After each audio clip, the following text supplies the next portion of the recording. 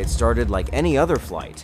Two women carrying 7 suitcases made a quiet check-in at Heathrow, calmly boarding a business-class flight to Dubai. The bags rolled through without issuing no alarms, no searches. They took their seats, settled in, and waited for takeoff. But inside those suitcases, beneath layers of clothes and toiletries, was something else. Tightly packed, vacuum-sealed bundles, the kind of weight security scanners aren't programmed to find. No drugs, no weapons, just millions in clean, untraceable cash. This is the story of how a luxury courier network moved over £100 million from UK streets to Dubai, and the man who ran it all from behind the curtain. He didn't look like a kingpin. No underworld reputation, no flashy profile, just a quiet man from Dubai with a diplomatic surname and a clean passport. Yet behind closed doors, Abdullah Muhammad Ali bin Bayat Alfalasi had built a system that moved more criminal cash out of the UK than almost any individual before him. He started small. On New Year's Day 2020, he flew from Heathrow to Dubai with 11 suitcases and declared the equivalent of just under £700,000. It wouldn't be the last time. Over 10 flights, he carried nearly £6 million himself until he decided it was time to scale. The method was simple: cash in the UK, gold in Dubai. He charged clients believed to include organized crime groups and drug traffickers around 10% of the total moved. In return, he handled everything: couriers, logistics, front paperwork, and laundering on the other end. By the time he reached full capacity, over £100 million had passed through his network. To make it look legitimate, he registered a company, Omnivest Gold Trading.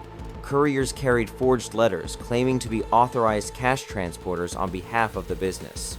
Alfalasi booked all flights himself, collecting air miles, seating couriers in business class for extra baggage allowance, and even managing their itineraries remotely. But he stayed distant always in Dubai, always silent.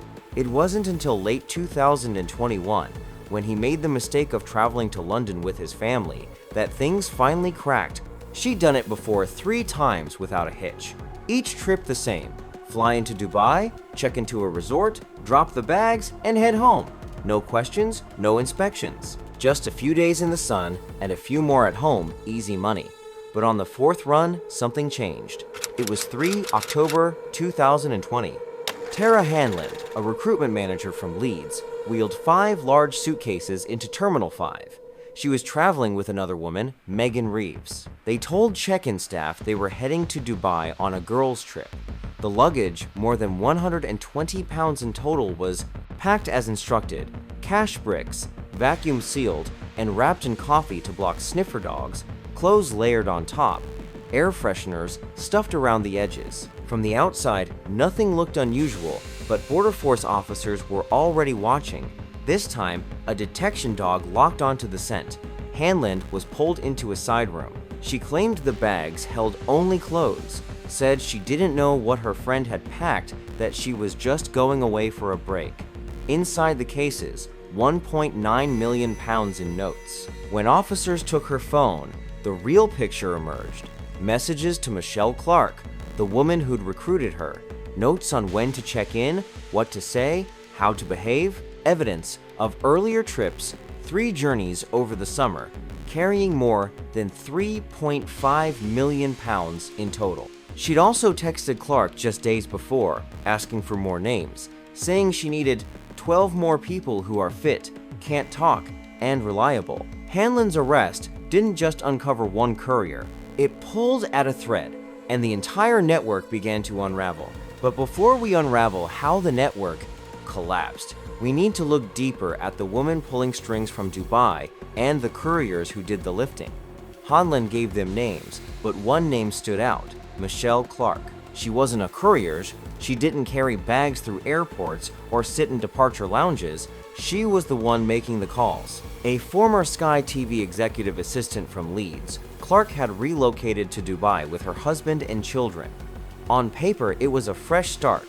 In reality, she'd already begun building something else. Later, police found messages linking Clark to nearly every key courier.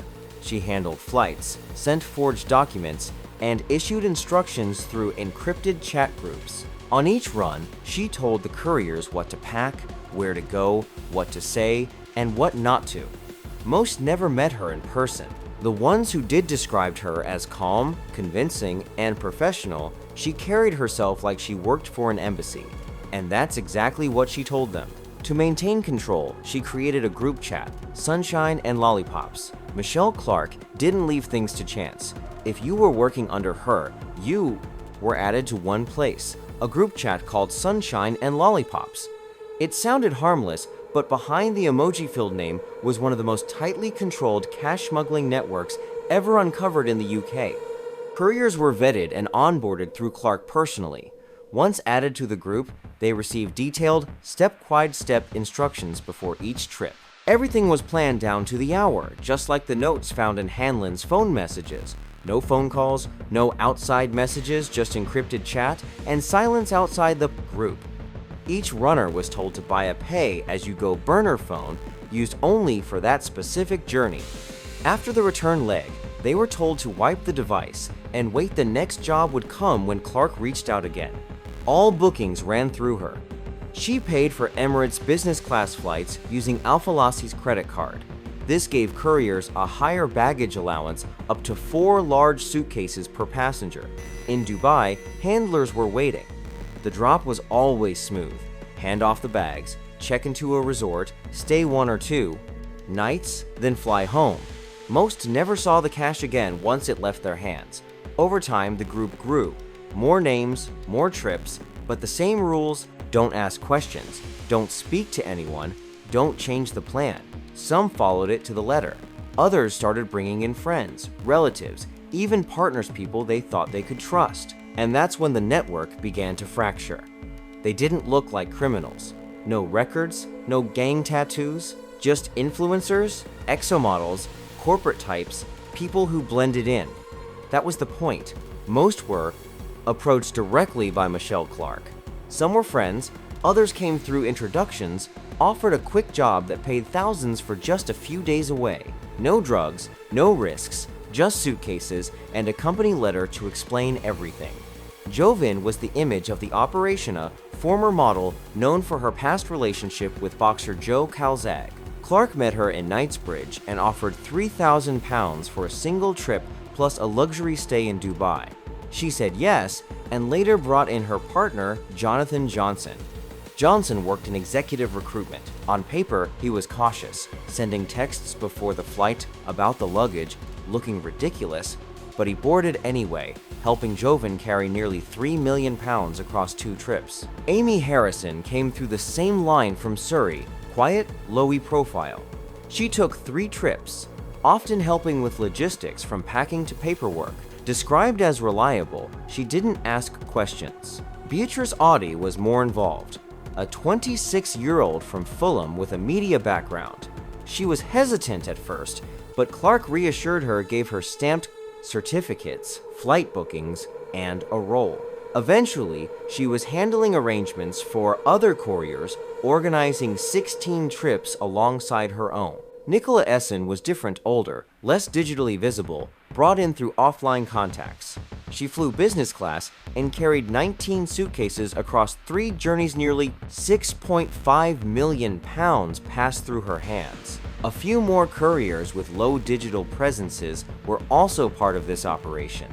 Mohammed Ilis kept to himself. No entourage, no chatter, just quiet trips, solo flights, sealed instructions. Megan Reeves joined through Hanlon. She said she was drowning in debt, and this was her way out. 1 trip turned into plans for 13. Stacey Borg moved in silence. No online footprint, no visible trail, but she flew often, always with heavy bags and forged paperwork in hand.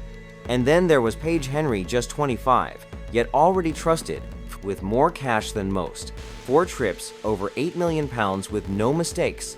Some told themselves it was legitimate, some didn't ask. But all of them believed one thing, that they'd get in, get out, and never get caught. They knew who to target, but to move that kind of cash, tens of millions in notes, the system had to be exact. Once a courier was confirmed, the process began.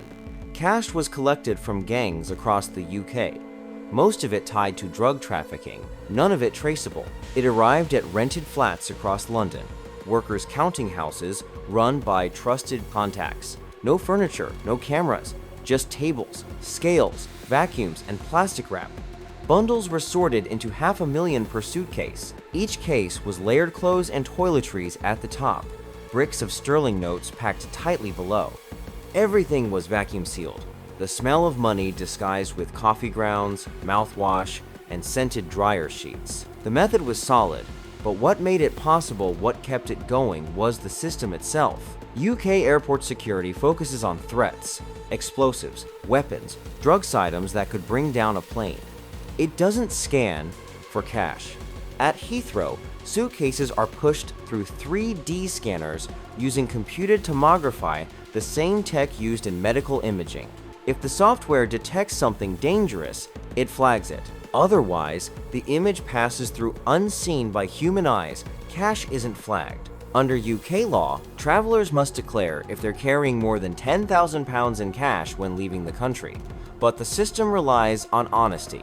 There are no routine checks, no luggage scans for currency, and once you're airborne, no one's looking. That loophole silence was what the network thrived on.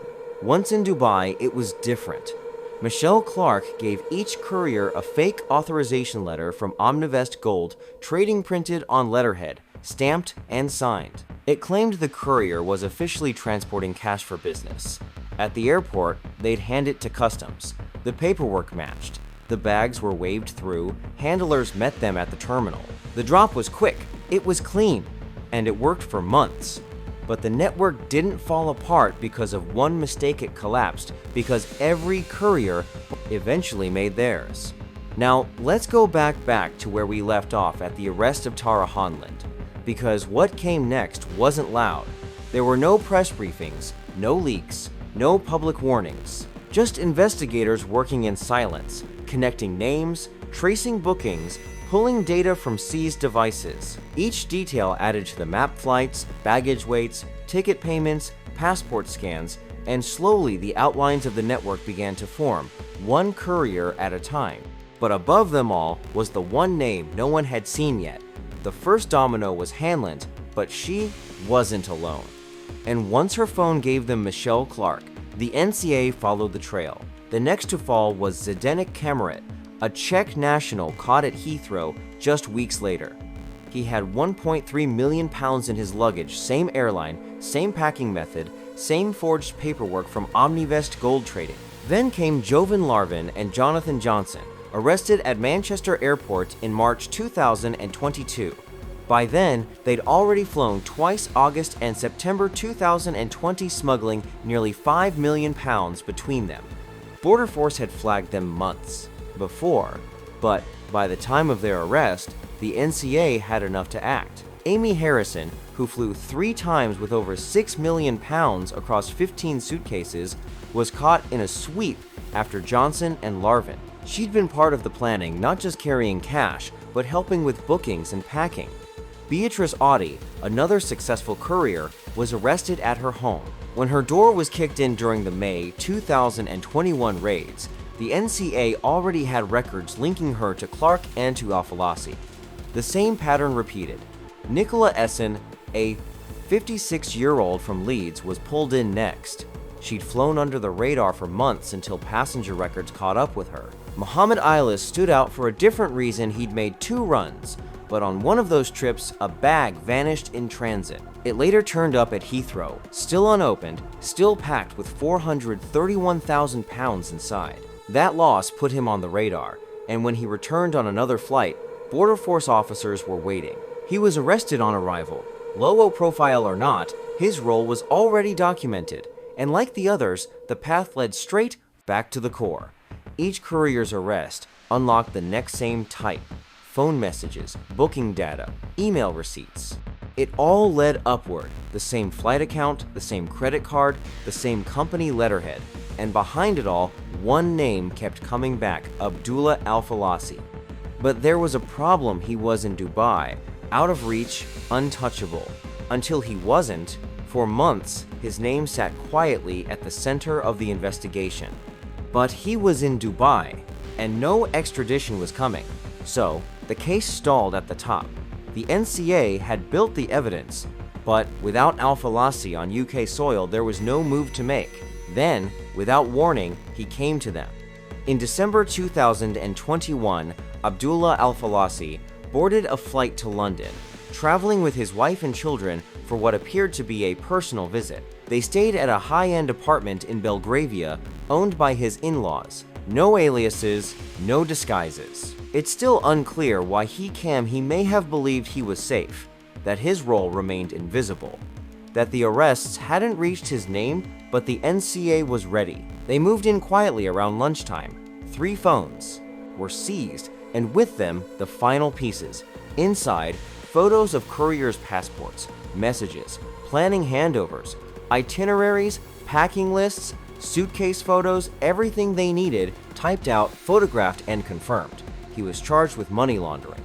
At Isleworth Crown Court in the summer of 2022, the story reached its final act. Abdullah Alfalasi, the man who stayed in the background, the one who built the system, was finally sentenced. He pleaded guilty to removing criminal property, more than £100 million laundered out of the UK. The judge described the setup as a considerable network under your charge and handed him a sentence to match 9 years and 7 months in prison. A confiscation order followed. £2.5 million in assets seized, including a Mercedes G63, a Ford pickup, and 3 Rolex watches. It was all paid back every penny. Tara Hanlon, the courier whose arrest cracked the case open, received 34 months in prison. Judge Karen Holt said she'd been vulnerable but knew what she was doing. Zednek Kamarit, caught with over £1 million in cash, was sentenced to 2 years and 10 months.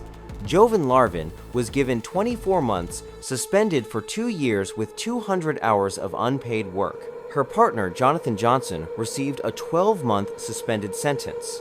Amy Harrison and Nicola Essen were also given suspended sentences after pleading guilty and cooperating. Beatrice Oddie, more deeply involved than most, received the longest sentence of the couriers, 42 months behind bars. Other remaining couriers await sentencing. Michelle Clark, the handler at the center of it all, remains under investigation. She hasn't left the UAE since late 2020, still barred from travel, and still wanted by UK authorities. The case exposed a network that used airports like a motorway. No threats, no weapons, just suitcases packed with cash, and a system that let it pass through undetected. What do you make of this case? The money, the method, the sentences? Did justice go far enough? Let us know what you think in the comments below. And if you want more real stories like this, subscribe, turn on notifications, and follow us here. There's always another case to uncover.